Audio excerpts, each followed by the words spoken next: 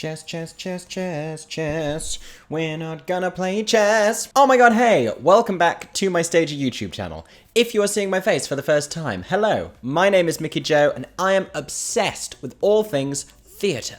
I am an independent theatre critic and a content creator based here in the UK, and this is my Stager YouTube channel, where I tend to review the shows that I have been invited to go and see. And today, I am going to be talking about a show I was invited to go and see last night, which was Chess, live in concert at Theatre Royal Drury Lane. This is being presented as part of a series of concerts happening at Theatre Royal Drury Lane this summer, one of the biggest, most prestigious West End houses. It normally is where Frozen the Musical is playing, but this summer it will also host some one-off concert performances of Chess, Kinky Boots, and a new musical called Treason. So I was very kindly invited to go and see the show last night. I'm going to be letting you know all of my thoughts on this production. I'm actually something of a secret Chess fan. I've seen two versions of this show before, going back about 10 years. I'm very familiar with the material. It's a really interesting show to talk about because of how the material has changed over the years, so I'm going to enjoy getting into that one with you today. Before we get started, if you enjoy this video, make sure to subscribe to my channel. I have so much content coming out this summer. I have so many exciting things planned, and if you really enjoy this video, feel free to give me a super thanks down below.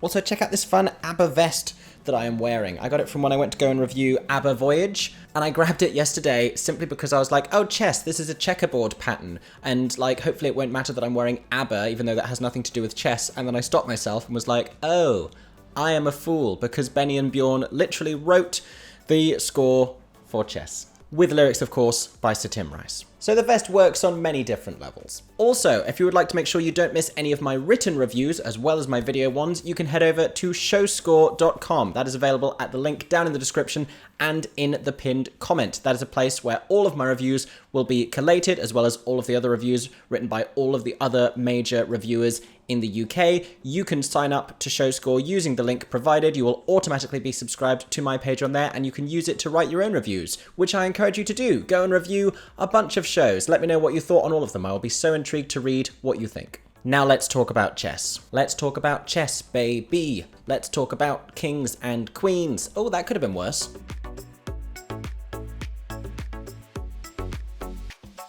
So like I said, I am something of a fan of Chess. I think it's a really exciting score, and to have it performed by these amazing vocalists with the London Musical Theatre Orchestra on this gigantic West End stage was a really exciting prospect to me. I had seen it twice before.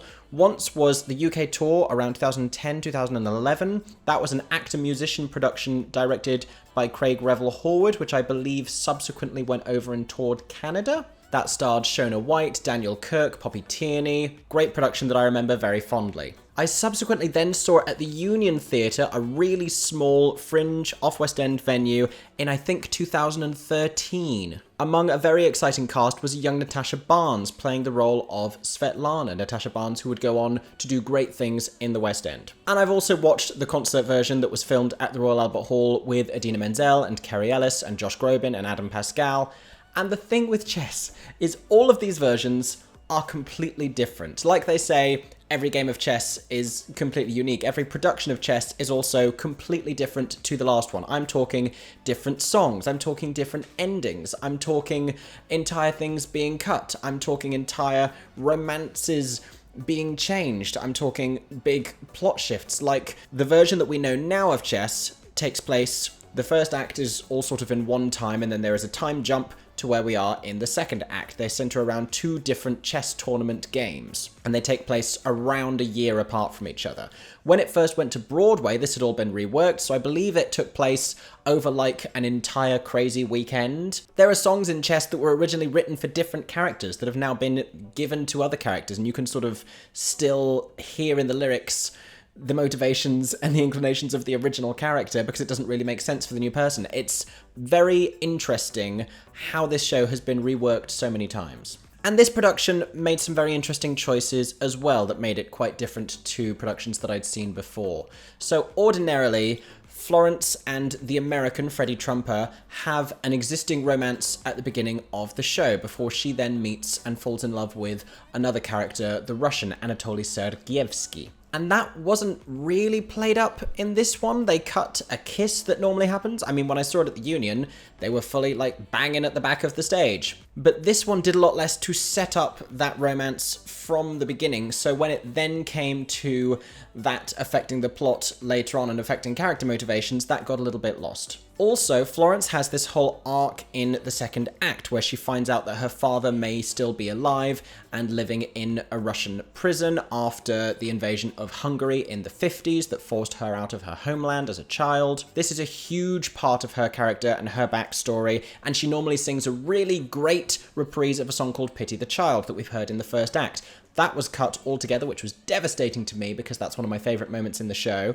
And when she comes to sing a reprise of another song called Anthem at the end, normally this is right after she has had a little confrontation with these political characters, one of whom was cut entirely. There's normally a British politician. He is gone altogether, so we are just left with his Russian counterpart.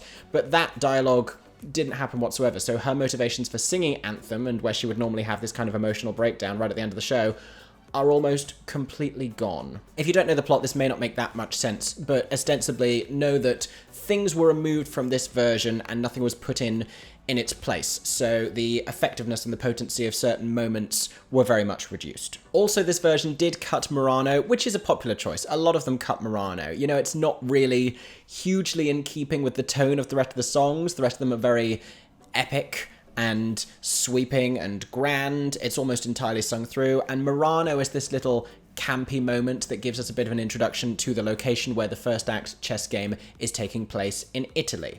In the programme, director Nick Winston said that this was cut because he wanted to keep the ensemble as a Greek chorus throughout, just echoing ideas of the protagonists and basically existing only within their mind, so he didn't want them to play other characters. However, they did still play other characters when we had the song that takes place in the embassy, so that felt like a double standard to me a little bit. I would be intrigued to hear how he defended that choice.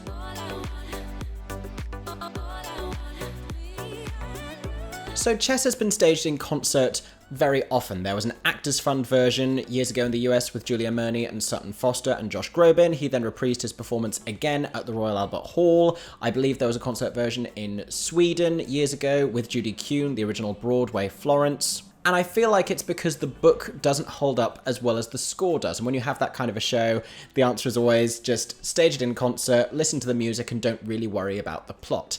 However, I think especially for people who haven't seen this show before, there is an awful lot of plot going on, and there are a lot of political machinations and subplot and characters whose paths and whose agendas change on a dime.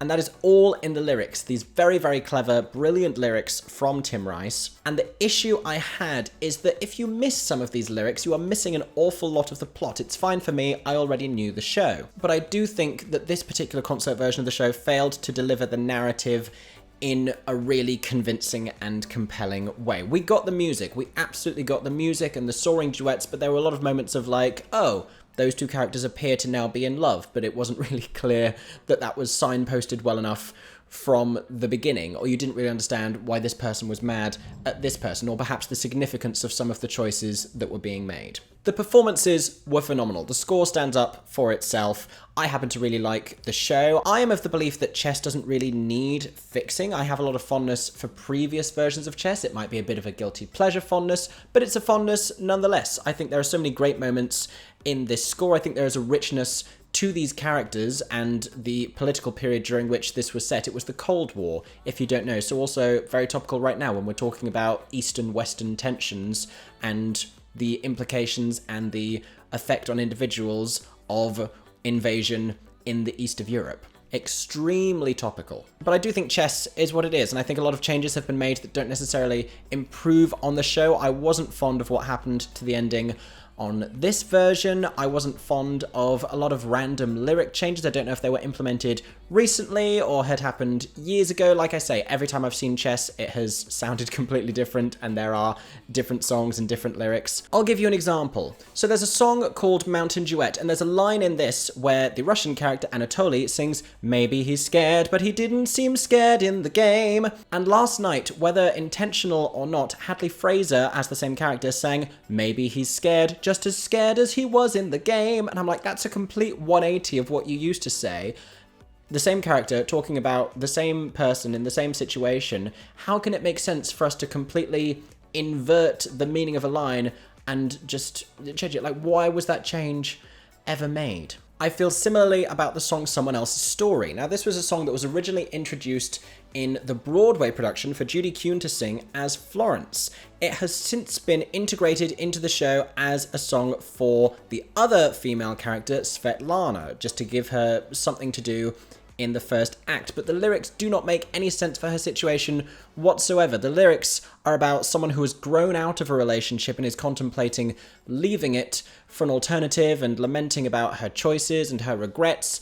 Svetlana is a character who has been abandoned by her husband and is unable to leave a very oppressive homeland and has been left there to raise their children and has heard nothing from him and is being completely neglected. So for her to be singing this song of like, perhaps I'll leave, I'm left there in the audience thinking, where are you going to go? Like, the USSR is not going to let you get on a plane. What's the plan here, woman?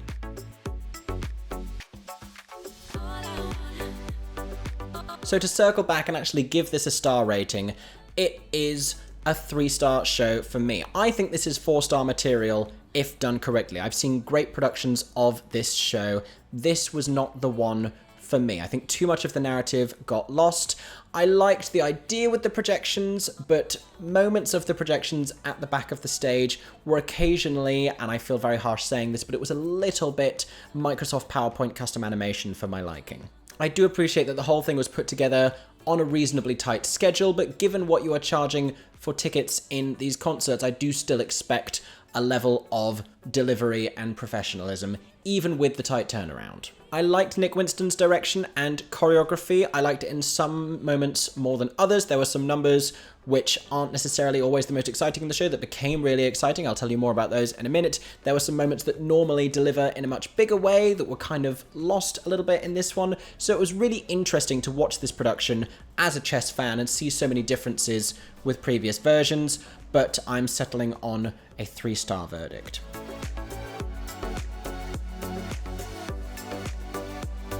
Now, the performances are what I want to talk about the most, and I want to talk first about Samantha Barks, because hers was the name I had heard the most about from the previous night, where this had been on the Monday night. I saw the Tuesday performance, but everyone who had seen it the night before said Samantha Barks, incredible. And I think a lot of that is how great the material is. Not that Samantha wasn't great, she was, but it's a really brilliant role, Florence Vassie, in Chess that she gets to play. She's following in the footsteps of Elaine Page and Judy Kuhn, Carolee Carmello, Idina Menzel, like many of the greats have played Florence in Chess. She, of course, was in spectacular voice. I did have a bit of an issue with accents throughout this production, because for her and Frances Mayli McCann, if I'm being completely honest, which I always am. So Samantha is an English actress playing a Hungarian expat who now has been living in England, who speaks with an English accent but sings with an American accent. Confusing. Frances Mayli McCann is a Scottish actress playing a Russian woman who sings with an English accent. I don't know what to make of either of these situations, and ordinarily I would say it doesn't matter that much. However, culture and race and nationality is really important in this show. Especially when you've got Hadley Fraser as the Russian who is speaking and singing with a Russian accent consistently, and very impressively. So I enjoyed Samantha. Her performance of Nobody's Side was amazing. It was really well performed. She's an incredible vocalist. I feel like seeing her as Elphaba is an inevitability. She's already amazing as Elsa in Frozen. I feel like her performance was slightly undercut, especially at the end of the second act, by the removal of a lot of what I think is objectively Florence's best material. Like, I know him so well, is just fine. Everything else she gets to do after that is much meatier, and that's what was taken away, sadly. Also, though I do love a riff, I feel like it was almost one riff too many in Nobody's Side, and weirdly it made the meaning of what she was singing feel a little bit inconsequential. Like, if you are wrestling with these really great lyrics and these extended metaphors and kind of torn between two things and trying to make a decision, if you do a little on the end, it just kind of, it's like, it almost undercuts the sincerity of what you're saying. I feel like there's a time and a place for riffs, and some of them lost the meaning of the lyric for me because there was a riff on it. Hadley Fraser, as Anatoly, he can make any lyric work with the level of sincerity that he brings. He is first and foremost such a fantastic actor. He can sell anything. The first time I saw him in 222, he had me believing it was a really great play, so he's that good. Now, I've seen him do comedy in Young Frankenstein, I've seen him in plays, I've seen him in City of Angels, I've seen him as Javert, I've seen Hadley do a bunch of different things. He is always just completely committed, so convincing, and he really established himself very well here as the central protagonist of this entire narrative. He made it about Anatoly, where the story is normally sort of more focused on Florence. His performance made it become Chess, Anatoly Sergeyevsky's story. And his performance of Anthem was just so, so good. He has this particular belt tone when he goes up to a certain note in his range that is just phenomenal. My favourite, however, may have been Joel Harper Jackson. He played Freddie Trumper, which is always a strange role to have to deal with because his position in the first act is very separate to his position in the second. He only has this one moment to deliver the entire backstory that will justify all of the odd choices his character is making, which is the song called Pity the Child. His performance of Pity the Child, I would describe as stratospheric. It is one of the great musical theatre performances of a song that I have seen this year. It's the best version of that song I've ever seen. His was the best portrayal of that character I've seen in any production of Chess. He was incredible as Freddie. He had this thing in Pity the Child where it's this song that keeps getting higher and higher, and it's thrilling to listen to if performed well, and I'm thinking, I know how high this is about to get, and at no point did he sound like he was even beginning to struggle. It was just effortlessly performed. It just exploded out of him. He was standing there with this stillness and this tension simmering beneath the surface. Absolutely incredible. And I, of course, do not condone bootlegging in the theatre, but dear God, I hope someone has made an audio recording of him singing that song. So aside from Joel singing Pity the Child, I do want to talk about an unexpected highlight in the show, which was the performance of the Soviet Machine in the second act. Just the way that the ensemble were choreographed, it was led very capably by Craig Ells as Molokov. It was a real unexpected highlight of the second act that was reflected by some rapturous applause. And I super wasn't expecting that to be the highlight. Normally with Chess, you'd think the audience are going to be more receptive to the songs they already know very well.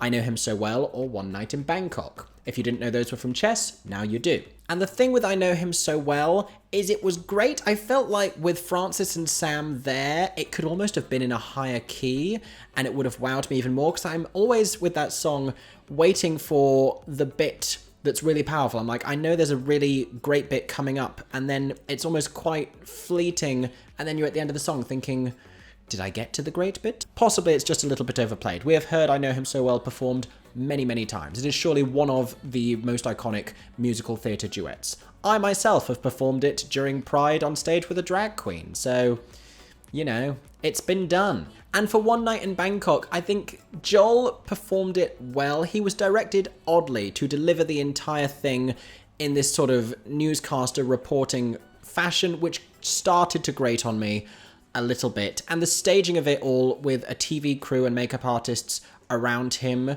rather than being Thai go-go dancers and prostitutes, which is what I'm given to understand they normally are, I think, was an odd choice, because he has lyrics that refer to them, like when he says, I get my kicks above the waistline, sunshine, and he's not talking to a sex worker, he is talking to a makeup artist who either was offering him powder or cocaine. I was too far away in the stores to be able to tell, but either way, didn't fully understand the choice that was being made there.